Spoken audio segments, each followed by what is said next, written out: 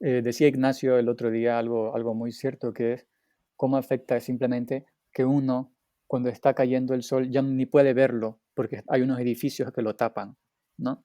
Y te estás perdiendo de Ujú, algo fundamental, cómo el sol baja o cómo se ve cuando baja, cómo se ve cuando sube en el horizonte. Todo eso es muy importante. La idea de que hay, primero vemos la luz y después vemos el sol. La gente generalmente cuando lee Génesis es como que dice que qué sentido tiene eso. En el primer día aparece la luz y en el cuarto el sol, ¿no? Pero sin embargo lo mismo pasa todos los días. En la mañana primero vemos la ujú. luz y después vemos el sol, porque hay todo un momento que es cuando ya se ilumina, pero todavía no ha salido el sol por el horizonte. Eh, Ujú. entonces, Es todo como eso puede la dar un expectativa. sentido, sí, Ujú. una promesa, ¿no? Eh, entonces todo eso tiene un sentido que hay que ahí ver, profundizar.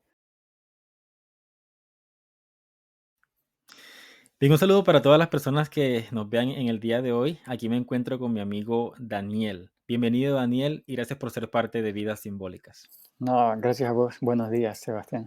Ya todos los que miren. Muy bien.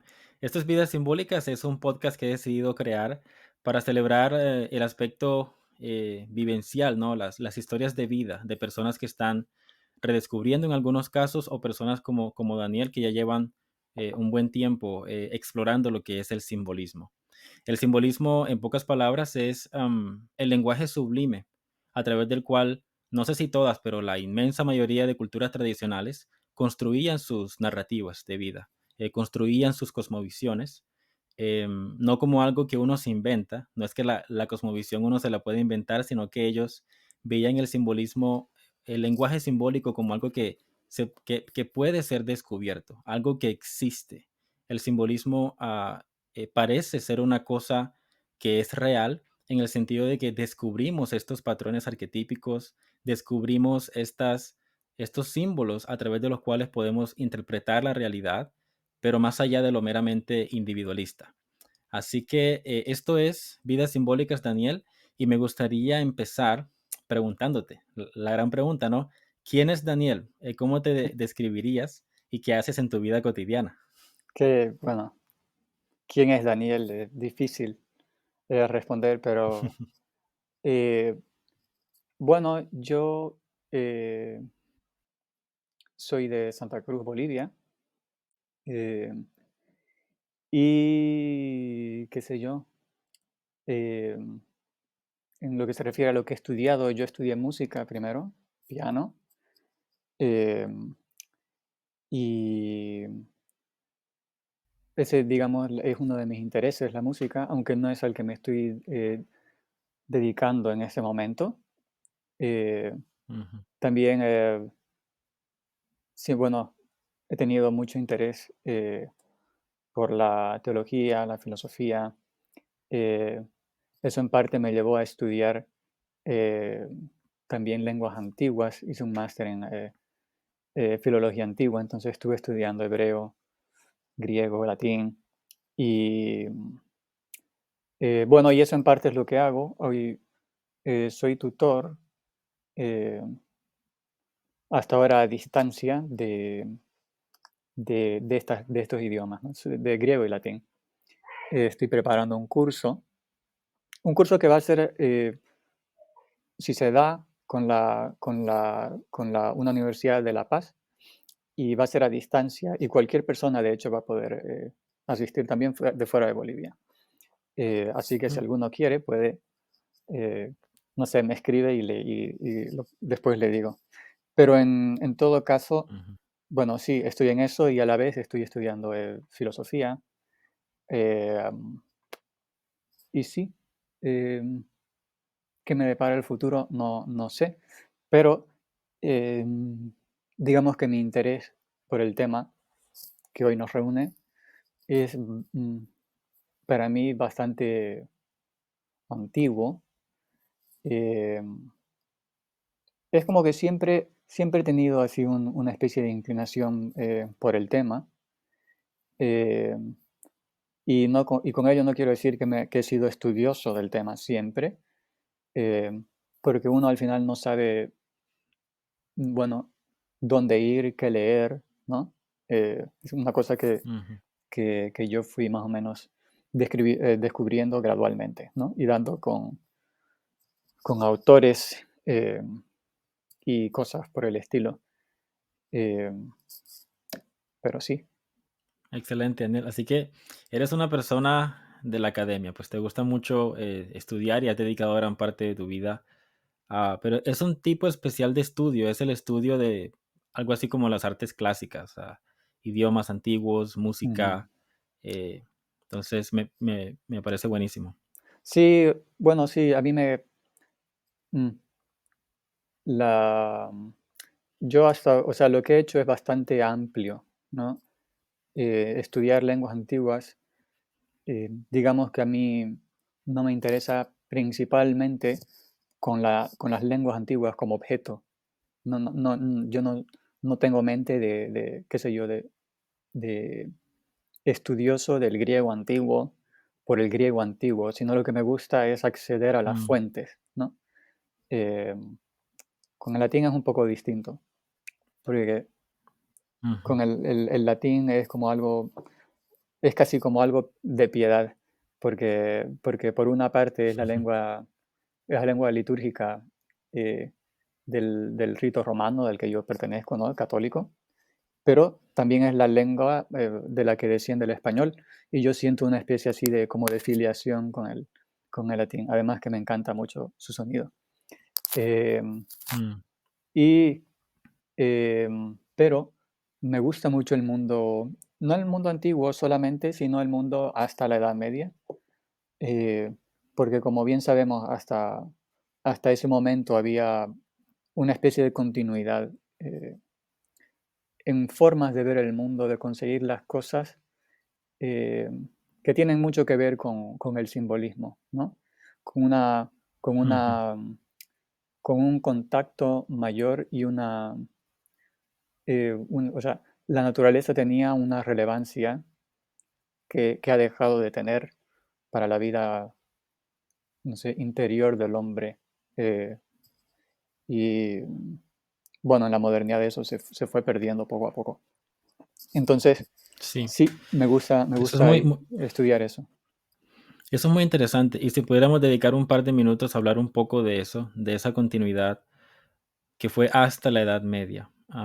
De hecho, así empieza Matthew con su libro, ¿no? Que en la medida en que nos hemos distanciado de la naturaleza, ha sido más difícil ver el mundo a través de nuestra intuición, en Mm, el sentido de ver el mundo a través de el significado que los diferentes elementos naturales evocan en nosotros. ujú. Pues un antiguo entendía su realidad a través de lo que intuía al ver un árbol. O sea, su intuición de un árbol luego se convertía en una especie de letra simbólica para interpretar muchas otras cosas en su experiencia.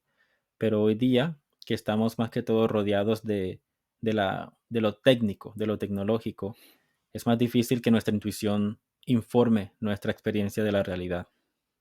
Sí, y detrás de esto eh, hay una especie de teoría de la naturaleza implícita que, que es como que relaciona em, la realidad de un plano, eh, o diríamos que relaciona un plano de la realidad con otro, y eso es algo que vemos por todas partes en la antigüedad, ¿no? De hecho, Ujú, la misma realidad de los ritos, que son pues universales, se basa en replicar en un orden lo que sucede en otro muchas veces, ¿no?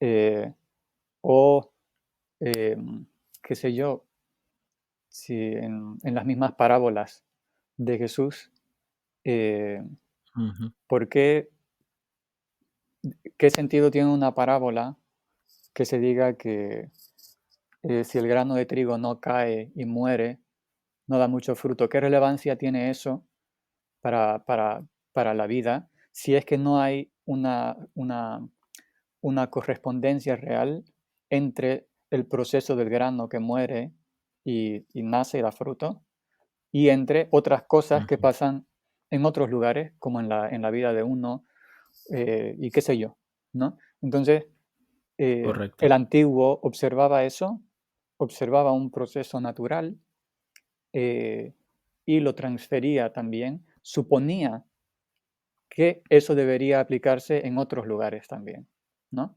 En la vida propia Ujú. o en cualquier cosa así. Entonces es como una fuente de sabiduría, la misma naturaleza nos enseña cómo funcionan las cosas, ¿no? Eh, y así hay muchísimos ejemplos que se pueden dar. Eh, qué sé yo, cómo se hace el pan, cosas así, ¿no? También de ahí los Ujú. antiguos sacaban cosas. Y la persona moderna es como que vive en un mundo muy plano, ¿no? Un mundo así dividido en el que Sí. la contemplación de la naturaleza ya no, bueno, ni siquiera existe, ¿no? Simplemente Ujú. hay uno no está la naturaleza ahí para contemplarla, sino más o menos para servirse de ella, ¿no? Eh, Sí, sí. y bueno, eso, más o Así menos, es, así sí. es. Es algo sin duda muy, muy interesante. Me haces pensar en varias cosas como eh, Santo Tomás hablando de este método analógico, ¿cierto? Mm. Para aproximarse a la realidad, entender todo en función de analogías, que hoy día suena arbitrario, como que una analogía es, o sea, bueno, aquí hay que pensar mucho en las definiciones porque pues iba a decir que una analogía es una simple metáfora, pero incluso la palabra metáfora tenía mucho más valor antes que lo que tiene ahora. O sea, Sí, el muchísimo problema no más. es que Mm. usemos, sí, el problema no es la metáfora en sí, sino cómo se entiende lo metafórico en el sentido de algo arbitrario y que Ujú. no tiene un contacto real con el mundo. Bueno, yo de esto me enteré leyendo el libro, eh, ¿cómo se llama? Historia y teoría del símbolo, de Jean Baudrillard. Baudrillard es un Ujú. filósofo que ha tratado el tema del simbolismo muy rigurosamente, eh, y ha hecho él una especie de epistemología eh, Mm. sobre el tema, para entenderlo bien, para decir qué es, qué no es, de dónde viene y todo eso. Y en este libro, que me parece no ha sido traducido al español, eh, él, él hace como una historia, que es un análisis filológico del campo semántico de lo que se refiere al símbolo, ¿no? Entonces él trata de palabras como símbolo, eh, bueno, en griego, ¿no? Symbolon, o qué sé yo, signo, semeion, después Mm. metáfora, alegoría y todo eso. Y resulta que hasta muy entrada la modernidad se utilizaban varias de estas palabras como que sinónimamente. Entonces, Ujú. muchas veces si vemos a un medieval hablando de metáfora, en realidad puede estar diciendo algo más profundo que metáfora como entendemos hoy. Aunque en realidad el sentido de metáfora, eh, perdón, de alegoría, he querido decir alegoría.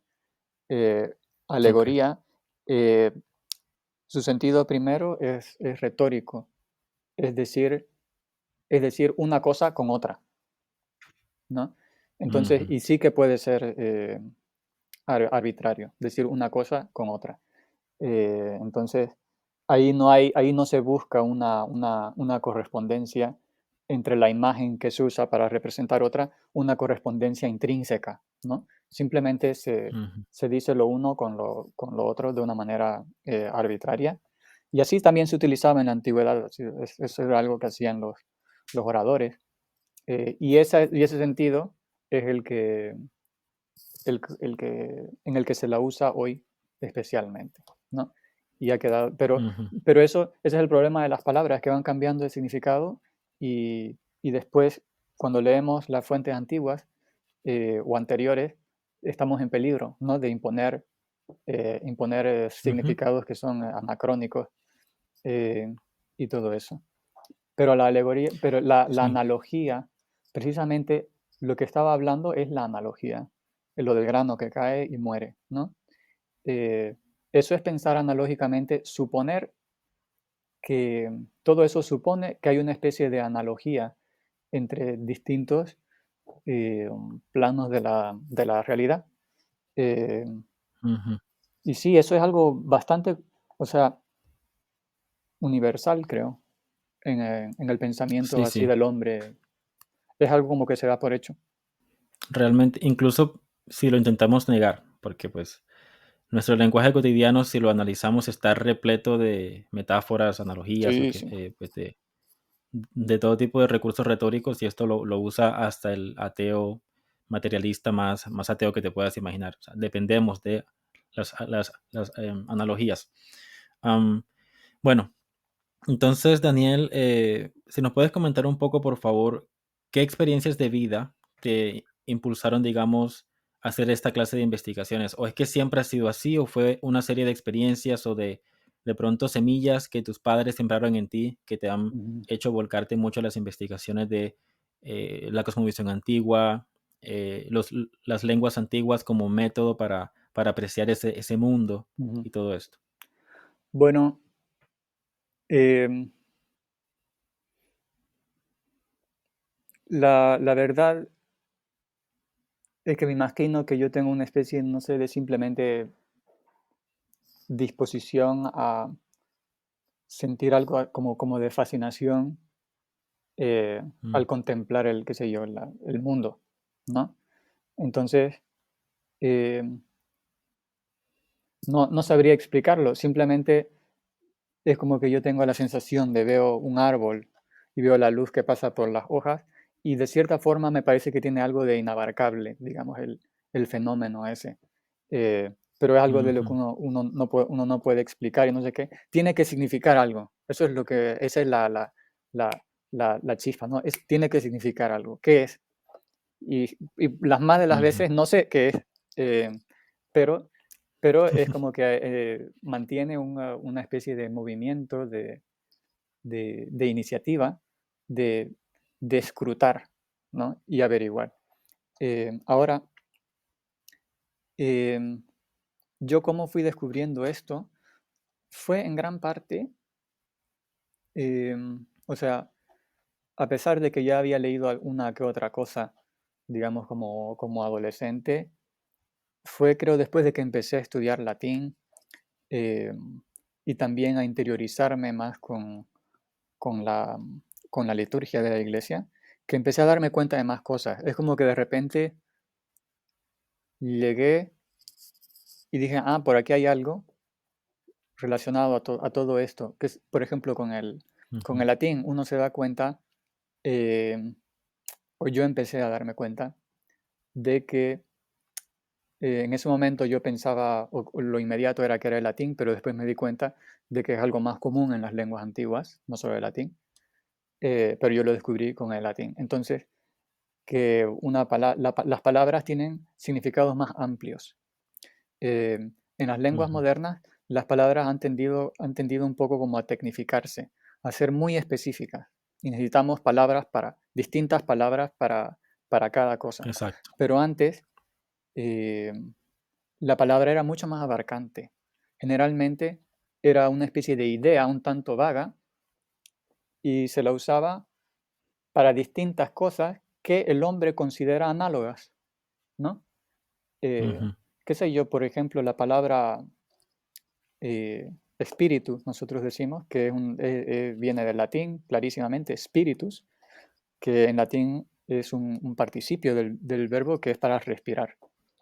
Entonces, mm, pero ¿qué significa espíritu? O sea, en español ya tiene un sentido muy, muy clarísimo, ¿no? Eh, bueno, hasta donde uno puede decir que la definición de espíritu es clarísimo, pero quiero decir que en latín es, qué sé yo, el participio de un verbo que es respirar, significa viento, significa un montón de cosas, ¿no? Puede ser algo un ujú, poco más elevado también, qué sé yo. eh, pero entonces, cuando uno enfrenta un texto antiguo, uno tiene que, uno ve, es como que comienzan a aparecer otras posibilidades de entender y uno se da ujú, cuenta como de una cierta interseccionalidad entre distintos objetos del intelecto, ¿no? Eh, ujú, y eso después lo vi también clarísimamente con el hebreo, porque con el hebreo Eh, es una lengua muy, muy bella. El hebreo, yo he estudiado hebreo bíblico, y una de las cosas más bonitas es simplemente abrir el diccionario, que es un placer un poco extraño, le va a parecer a mucha gente, pero yo hablo el diccionario y, y bueno, en hebreo las palabras en el diccionario generalmente se catalogan más o menos por orden alfabético, pero más específicamente por la raíz. Entonces en el diccionario uno busca raíces, Uy, no busca tal palabra porque, qué sé yo, tenemos la palabra espíritu, espiritual, espiritista, todas esas son de la misma raíz, ¿no? Entonces en el diccionario en español van a aparecer así en una lista, una después de la otra, pero en hebreo no sucede tanto así, sino que uno busca la raíz, que por lo general son tres consonantes,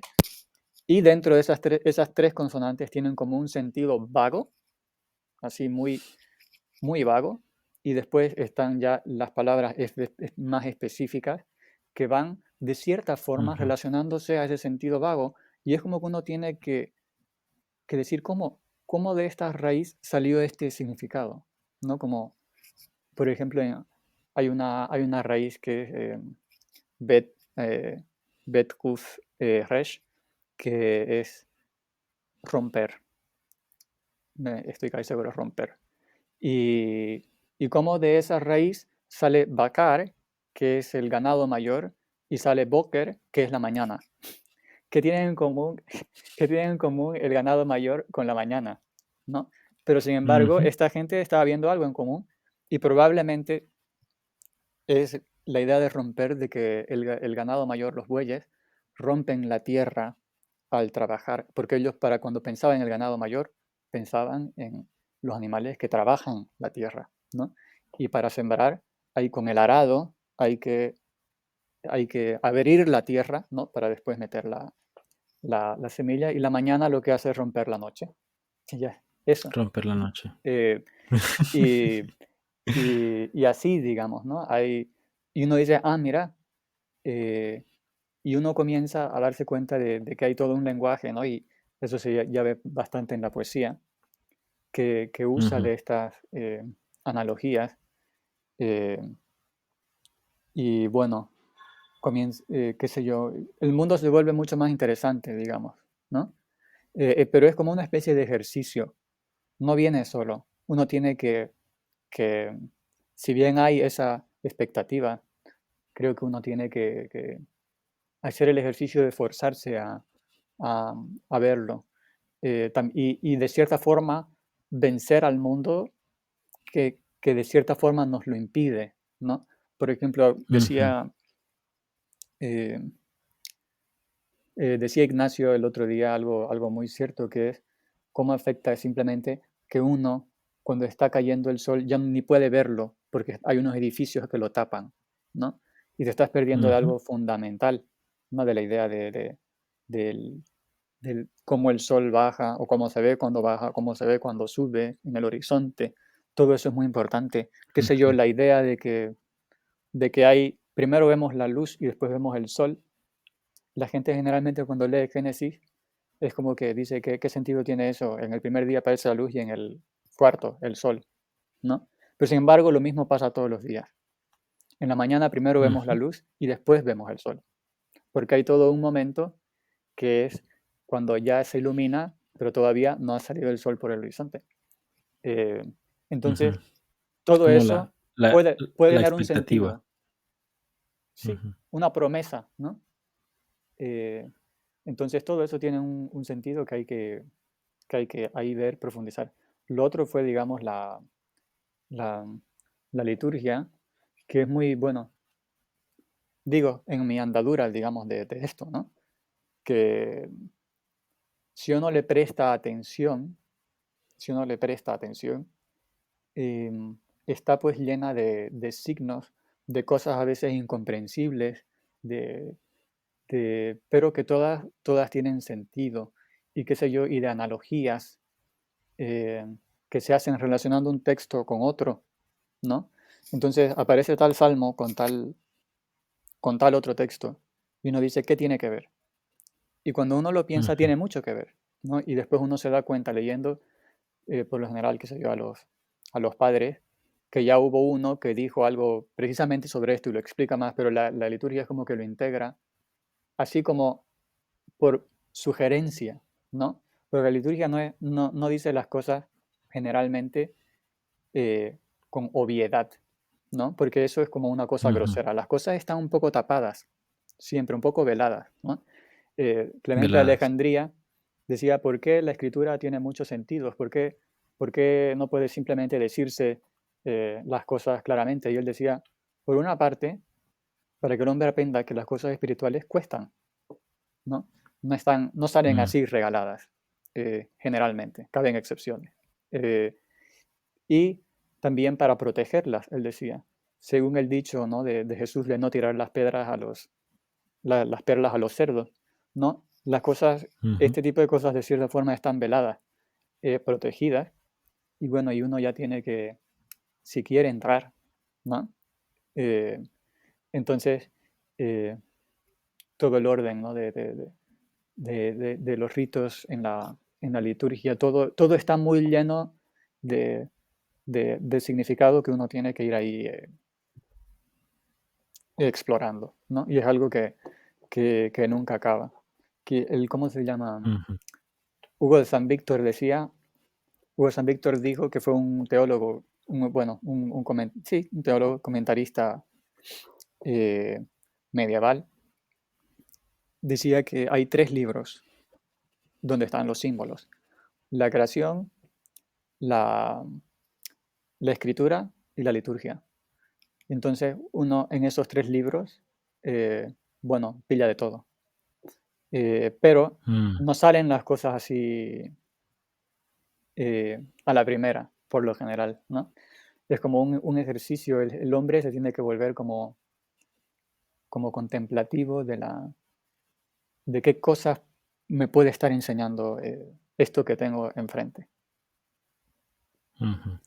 Exactamente, es la importancia del velo, de que las cosas estén ocultas, que tiene un precio. Y en cierta Sí. forma, uno tiene que llegar a convertirse en cierta clase de persona para poder acceder a, a esos lugares más sublimes del conocimiento, diríamos, Ujú, para efectos de esta ujú. conversación. Sin por ello, digamos, sin por ello querer decir que en esto, digamos, ya hablando específicamente, qué sé yo, tal vez a un público cristiano, que la santidad de uno, no, la virtud no depende de saber cosas, ¿no? O de tener una mirada Ujú, muy penetrante al crepúsculo, ¿no? No es eso. Pero sí que el crepúsculo tiene algo que decirnos si tenemos oídos para escuchar, ¿no?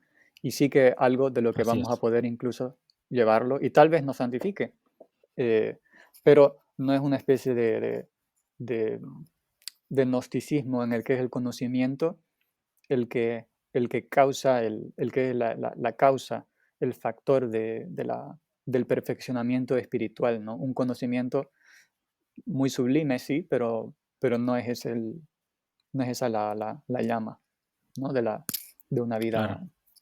cristiana. Así es, siempre es fundamental hacer esa salvedad, justamente salvar el misterio, que no se reduce a un tipo específico de conocimiento, sino siempre va a lo más profundo, al corazón humano, al reino de Dios, diría Cristo. Ujú, ujú. Am, Sabiendo bien. que eso es algo, o sea, lo que el cristianismo tiene de, digamos, lo que ha enfatizado siempre la iglesia eh, y todo el mundo, los padres y qué sé yo, es su aspecto eh, histórico, ¿no? Precisamente es la encarnación. Es la encarnación Mm, no es una idea, ni es meramente una imagen, no es meramente un mito, aunque puede entendérselo bien. Si uno entiende bien, podría tal vez decir que es como Tolkien decía, que es el mito verdadero, ¿no? Eh, ujú, pero esa en parte es importante, verdadero, en el sentido que es histórico y no es simplemente una historia con la que hacemos una especie de catarsis psicológica, ¿no? Así dice, ujú, em, bueno, San Pedro en una de sus epístolas dice que no nos han dado el conocimiento con historias muy sofisticadas, dice, se sophismenois mythois, dice mitos, de hecho, mitos. Ujú, Pero mitos en griego puede significar historia, fábula, ficción, narración, un montón de cosas, ¿no? Entonces, no es simplemente una historia bonita y sofisticada, que también lo es, por cierto. La historia cristiana ujú. es eso también, pero eh, tal vez uno pueda encontrar otras historias parecidas, pero lo que él dice, lo que nosotros hablamos de lo que hemos visto, él dice, lo que vimos en el monte sagrado, ¿no? La transfiguración, hace alusión a Ujú, la transfiguración. Entonces, es esa parte que hay que también siempre subrayar. ujú. Muy cierto. De hecho, si alguien quiere, no sé, saber una noción fundamental para acercarse a la verdadera santificación, es una noción que aparece virtualmente en toda la patrística, la noción de participación. Ahí está realmente Mm, el camino de la santificación. No es saber mentalmente, es participar del misterio de la encarnación y que sea un tipo de participación que abarque todo tu ser y que duela. Ya, pues tiene que dolerte, o si no, no es verdadera participación en la encarnación de Cristo. sí, en Em, la cruz, ¿no? Él se hizo mm, hombre para la cruz. Esa es sí. la gran cosa.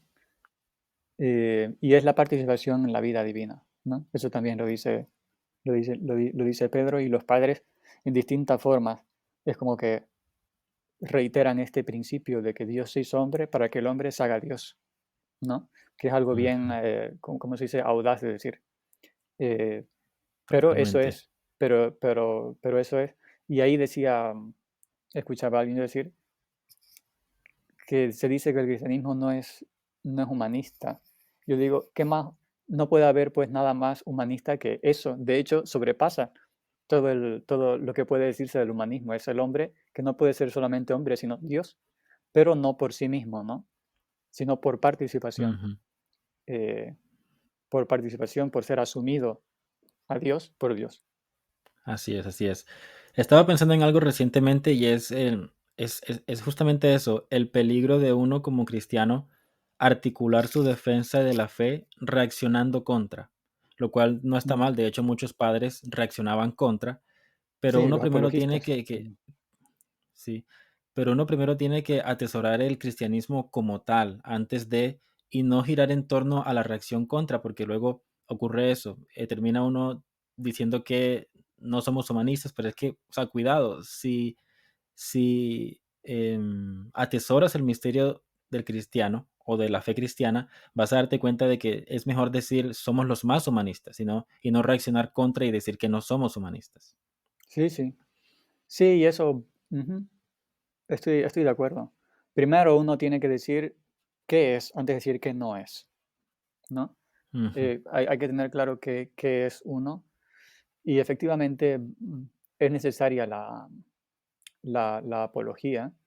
A mí en lo personal no me gusta tanto, o sea, yo no me veo ujú, como alguien a quien le gustaría estar en eso, aunque conozco, digamos, ujú. gente que lo está y pienso que es una misión obviamente necesaria y noble. eh, Sí. Pero es como que estar constantemente pensando en rebatir argumentos y presentar pruebas y no sé qué, es como que para mí eso no lo encuentro muy satisfactorio. Em, y además es como que quita un poco la libertad de como que zambullirte, ¿no? Porque también uno necesita una suerte de Ujú, arrojo, tal vez equivocarse y corregir, pero zambullirse y ir, ver, ¿no? Em, Y pienso que también la gente puede ser receptiva a este tipo de, ¿cómo se dice? De abordar la situación, ¿no? Porque ujú. muchas veces la gente se puede poner simplemente a la defensiva si ve a alguien muy, digamos, eh, muy tajante en una defensa muy racional y todo eso, ¿no? También se puede mostrar simplemente la belleza de la fe y qué sé yo, y, Ujú, y la gente por atracción meramente acercarse, pero sin dejar lo otro, ¿no? A veces nos cuesta eso, ¿no? Que había que hacerlo uno sin dejar lo otro, como dice Jesús en algún ujú, lugar, ¿no? sí, que siempre es o esto, Ujú. ¿no? Es como que nos cuesta así decir esto, cada uno en su medida, ¿no? Y también Sí. el otro peligro del ser apologista es que eh, uno por reacción puede enfatizar demasiado el otro lado, ¿no? El lado Ujú. o- sin rescatar tal vez algo positivo que hay de la otra parte, que muchas veces hay, Sí, ¿no? Y de hecho los mejores errores claro. son los que tienen algo correcto. Por eso son los más Ujú. peligrosos, pero eh, Exacto. es necesario saber ver qué es lo que tienen de correcto y más bien usarlo, rescatarlo, Ujú. redimirlo. Sí, de hecho, una de las nociones básicas del simbolismo, y cuando digo básico, no lo digo en el sentido que hoy se entiende básico, porque hoy con básico pensamos en sencillo, pero básico entendido como denso, como un punto Ujú, demasiado luminoso que tiene demasiadas implicaciones. ujú, Y una noción básica del simbolismo es los opuestos. Los opuestos no como una cosa que está en batalla con la otra, sino como marco epistemológico fundamental. Porque ujú, los opuestos, por definición, abarcan todo el rango de implicaciones y por tanto yo tengo que pensar a través de los opuestos y no verlo como oposición, ujú. como pelea, Sí, necesariamente. puede ser simplemente polaridad, ¿no? El Ujú. planeta tiene dos polos y no es que uno sea bueno y otro sea malo, tiene dos polos, ¿no? Y el hombre y la mujer Exacto, son una polaridad, el hombre y la exacto. mujer. De hecho, según la, Platón, en un diálogo, es el banquete, si no me equivoco, habla del amor y él recapitula un poco esta teoría, creo que no es única de él, de que en el principio el hombre y la mujer estaban unidos, ¿no? Y de hecho se puede Ujú. percibir algo por el estilo también en Génesis, ¿no? De algún modo. Sí. Y, y Platón dice, bueno, que estaban unidos y que en un momento se separaron. Pero ¿qué es eso lo que hace el amor, el deseo de volver a ser uno? ¿No? Volver a la unidad de esta Ujú. polaridad. Eh, pero eh, lo que es interesante es que en este pasaje se utiliza la palabra símbolo y es en la Mm. idea de que el hombre, de hecho, es el símbolo de la mujer y la mujer es el símbolo del hombre. Porque la idea del Wow. símbolo aquí que se está usando es la más antigua, que es la que se usaba para ese objeto, que cuando un hombre hacía una transacción con otro, había un objeto y lo partían, sea, no sé si sería una piel, una piedra, algo, pero lo partían y eso se convertía en símbolo de la alianza o lo que sea que ellos habrían hecho y era la prenda por la cual comprobaban la alianza con el otro, qué sé yo, si el otro moría o algo, el heredero heredaba la pieza y podía juntarse con el otro y juntaban el símbolo, ¿no? Por eso es poner junto símbolo, viene de syn, en griego significa con, paradójicamente, con, junto, y la parte bolon viene del verbo ballo, que significa arrojar. Entonces, Arrojar. digamos muy en general. Entonces, el símbolo es arrojar junto, poner junto, juntar prácticamente. Eh, entonces, el símbolo, esta parte es el símbolo de la otra y la otra de esta, Ujú. ¿no? Y cuando se lo junta, uno tiene la cosa entera. Entonces, la idea es que cuando uno percibe una de las partes del símbolo, uno percibe paradójicamente que falta algo, ¿no? O sea, Ujú. le falta a este otra parte que la completa. Pero Claro. viendo a esta parte, es como que ya vislumbro la otra que no estoy viendo. Eh, Ujú. y bueno, hay que juntarlo, ¿no? Entonces, bajo ese concepto, el hombre es el símbolo de la mujer y la mujer del hombre, porque son Ujú. esa polarización de una cosa, que cuando se junta se Ujú. tiene la cosa entera, ¿no? Una unidad. Claro. Entonces, es una noción definitivamente, pues, fundamental del simbolismo, y Génesis 1 está lleno de polaridades, pero no está lleno Mm, de opuestos que pelean. Entonces, sí, sí. o sea, y es muy llamativo hacer un ejercicio, por ejemplo, intentar leer la escritura en función de esa polaridad. Por ejemplo, muchos cristianos s- hablan demasiado de que, por ejemplo, para poner un ejemplo chocante, hablan muchísimo de lo malo que es la prostitución y todo esto, pero, o sea, intenta implementar el principio de polaridad. Hay momentos en la escritura donde la prostitución o algo parecido a la prostitución sirvió al propósito de Dios, la historia de Tamar. Entonces es como Mm. que piensa en términos de polaridad y vas a adquirir una imagen más completa. A mí me gusta, la primera división, bueno, la segunda que se hace es la de las aguas de arriba y las aguas de abajo, ¿no? Que, que es, que es algo en lo que se puede pensar mucho. eh, y, y uno puede no darse cuenta tal vez de que nosotros de cierta forma experimentamos la idea del agua como el límite, ¿no? En el agua, al mismo tiempo que el agua es de donde sale todo, también es como una especie de límite que no podemos pasar, ¿no? El agua, al mismo tiempo que nos Ujú, ha dado vida, nos puede matar. Y esa, y esa, esa ambivalencia es muy típica en el símbolo, pero en la realidad misma. Entonces, el agua está en lo más alto y lo más bajo. Y en ninguno de esos lugares vivimos. Vivimos en lo seco al medio, ¿no? O más cerca de las de abajo, ujú, pero, pero al medio, digamos, hablando. Y en general. Eh, y eso, bueno, tiene muchas implicaciones, ¿no? De qué significa que hay agua arriba y agua abajo. Pero uno puede, qué sé yo, en algo muy cotidiano como llorar, verlo, porque se aplica ahí, porque el llanto ocurre en los bordes de nuestra existencia, o sea, tanto en la mm, alegría como en la tristeza, en la angustia, qué sé yo. Entonces ahí hay unas aguas que salen en el límite de arriba y otras que salen en el límite de abajo. Es curioso. Eh, sí, pero ahí está. Y con eso no quiero decir que eso se refiere a Génesis, pero esa es una tal vez de esos niveles a los que está aludiendo. Puede significar muchas otras cosas, ujú, obviamente. correcto. Muy interesante sin duda.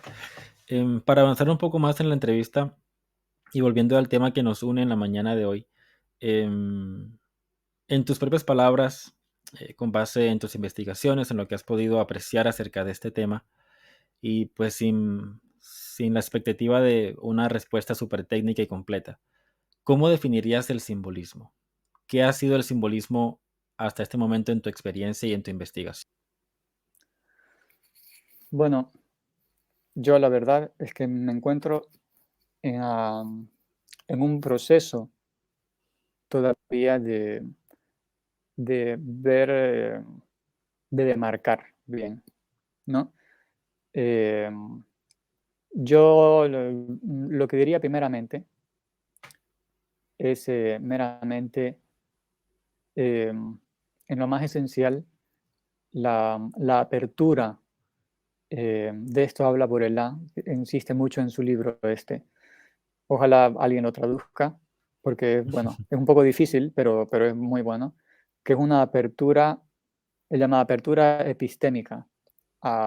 Bueno, no tenía que ser técnico y justo me estoy poniendo un poco, pero bueno, es una apertura al objeto, de que el objeto de cierta forma es inagotable. Entonces, Ujú, la realidad que experimentamos eh, tiene mucho más sentido del que percibimos inmediatamente. Ahora, y ujú, a partir de ahí, ¿no?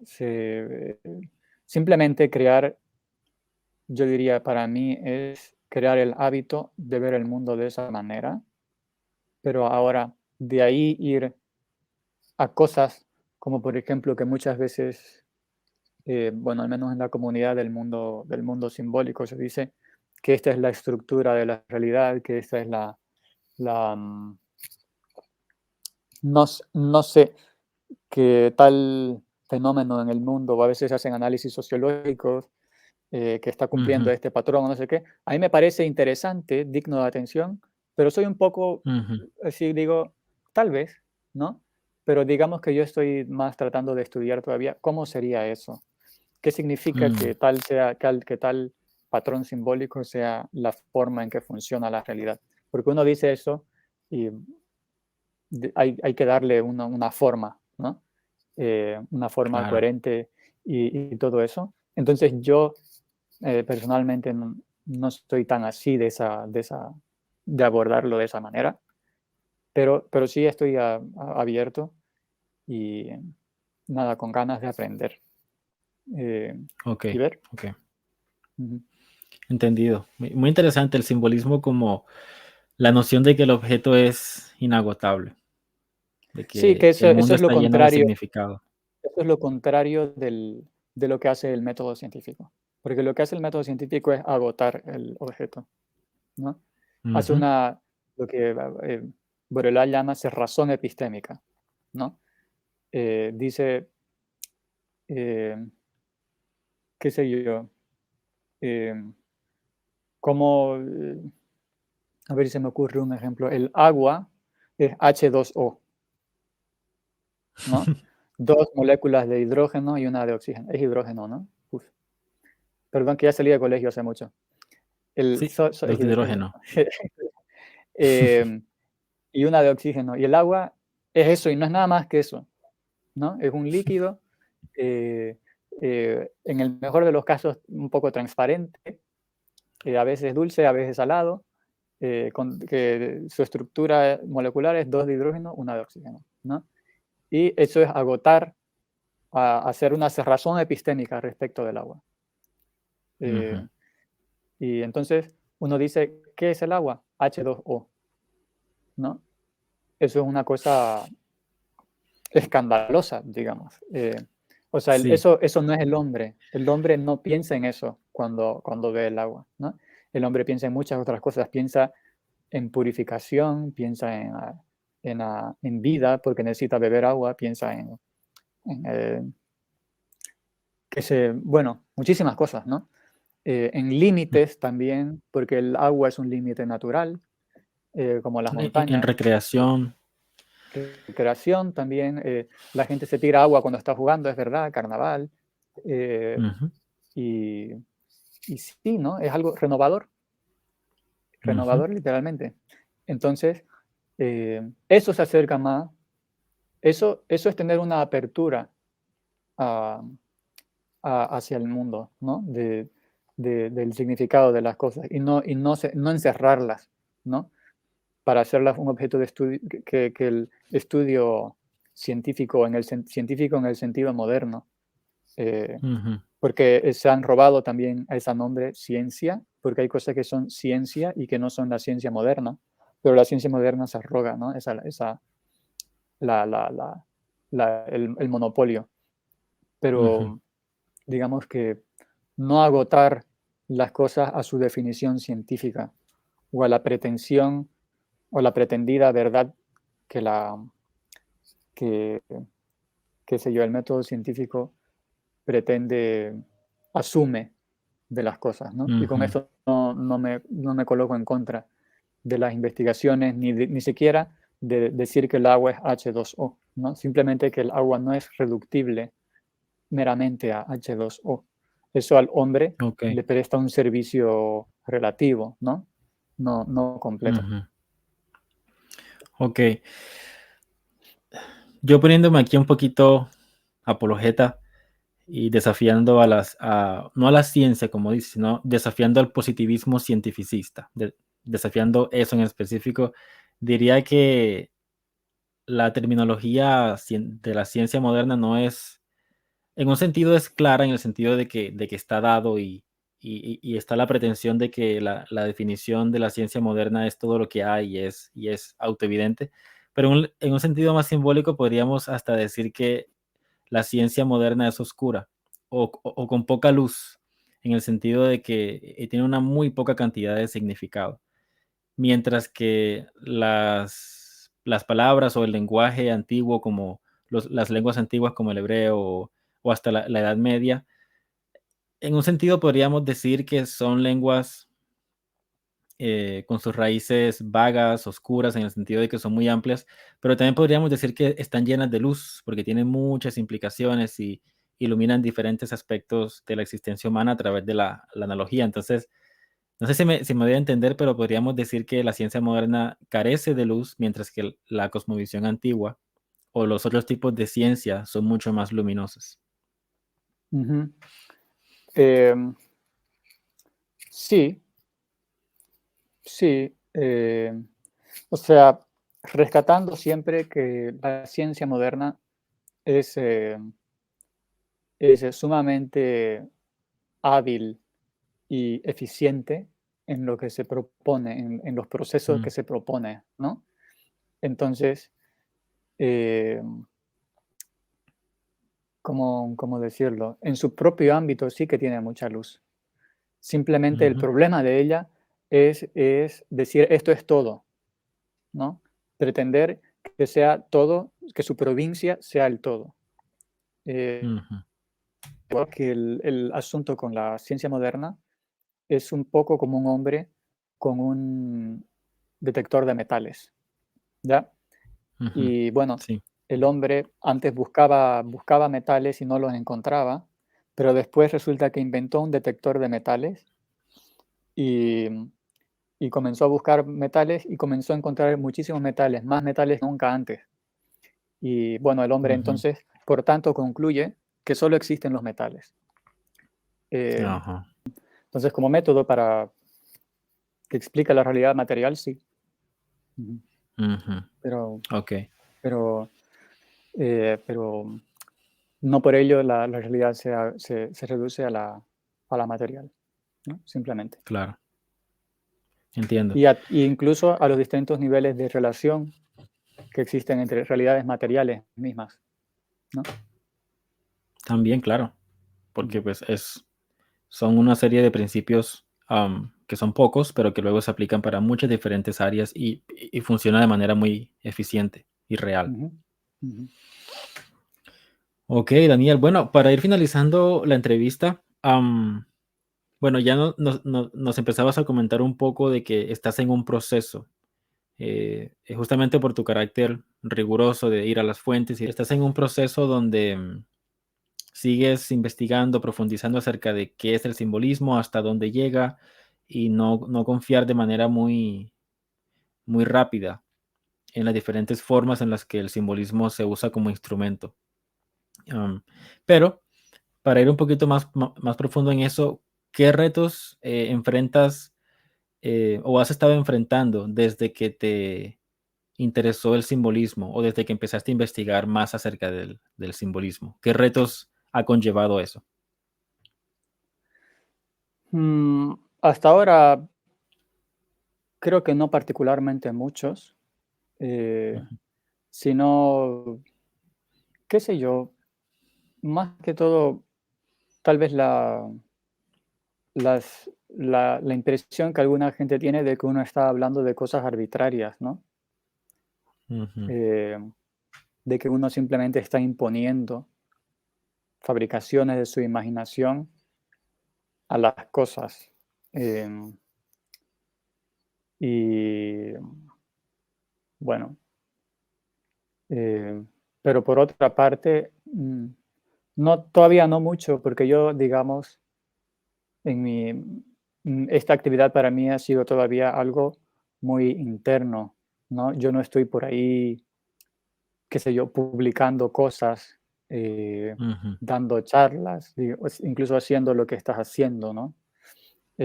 ujú, Digamos, esta es la primera vez que hablo de esto así por un medio como este.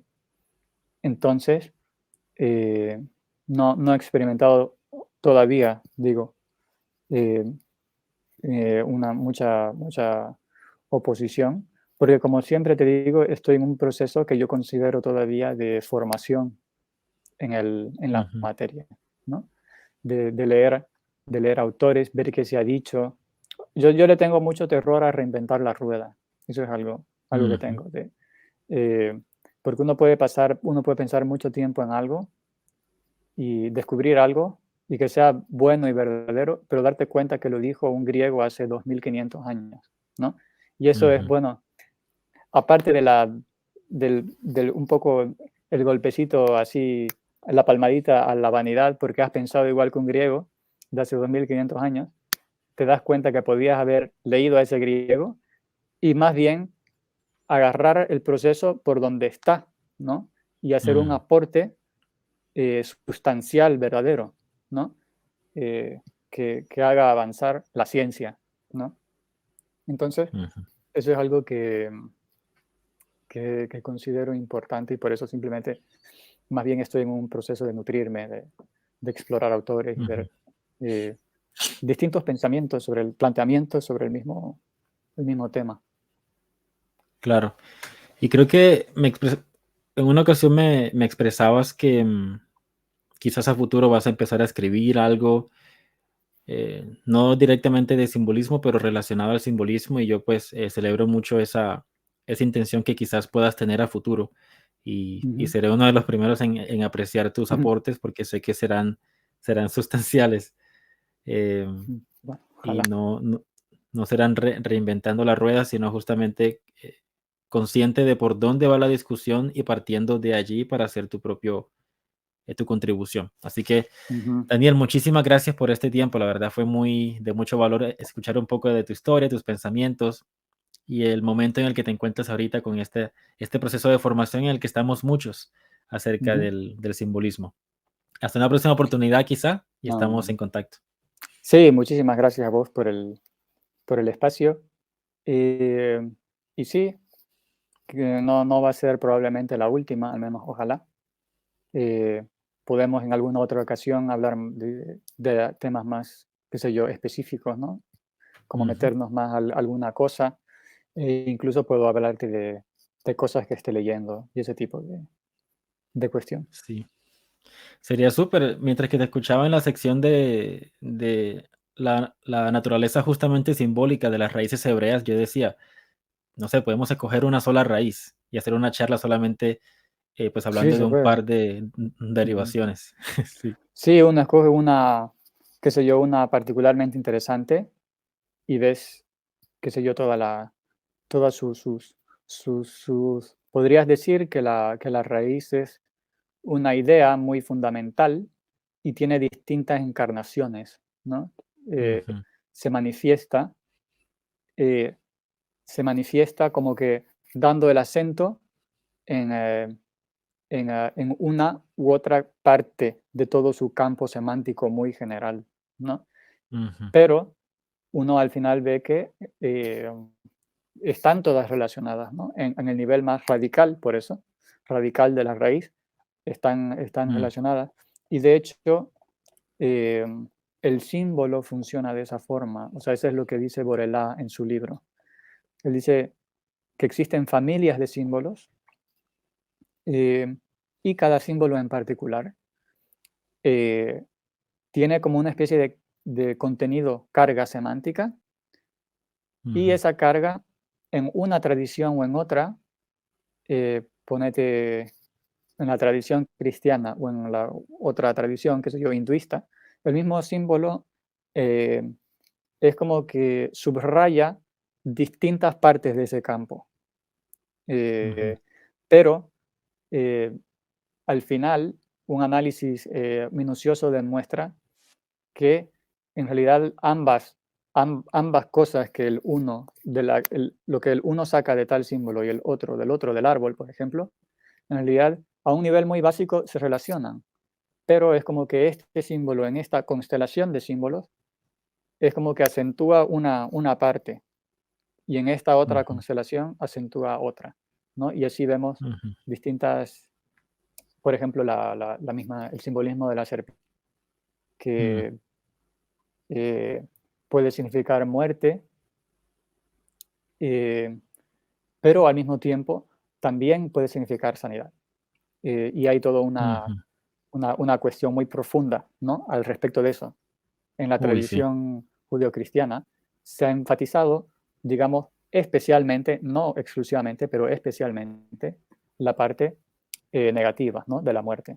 Sin por ello decir, Ujú, sin por ello negar que de hecho no existe en otras tradiciones, ujú. se ha dado tal vez la situación inversa, ¿no?, en que se ha enfatizado más la parte de remedio, ¿no?, del fármaco, la parte buena del Ujú, fármaco, ¿no? En griego mismo fármaco significa sí, tanto veneno como medicina.